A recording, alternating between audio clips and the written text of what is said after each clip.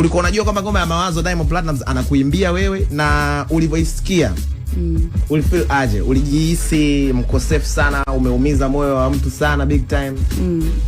Sasa kwa kipindi hicho utoto mwingi unaona kawaida tu. Unaona ni kawaida. Lakini kibinadamu ukikaa unawaza hivi, kwa nini? Kwa nini ilikuwa hivi? Kwa nini hivyo? Umenelewa? Lakini pia haikuwa tu kwamba mimi ndo mkosefu. Mawivu, yani mawivu mengi hivyo. Unajua kuna watu tumeumbiwa wivu. Sure. Yeah, kwa hiyo wivu unakaa pembeni, kumbe mwenzio unamuumiza. That's it. Ulifahamu kwamba wimbo ule alikuimbia wewe? Lately baadaye. Mwanzoni unatoka ulikuwa hujui kama unaimba wewe. Da.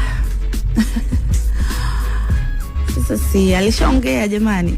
Wewe tujue upande wako. Sikujua kweli kabisa. Nani alikusanua kwamba wewe hapa bwana Nasibu anakuimbia wewe, yani ndio alikuwa hali halali?